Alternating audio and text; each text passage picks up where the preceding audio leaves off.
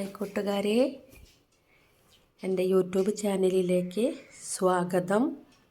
ഇന്നത്തെ എൻ്റെ ചോറ് ഉച്ചയ്ക്കത്തെ നടുവിലൂടെ ഒരു ലൈൻ ചോറ്.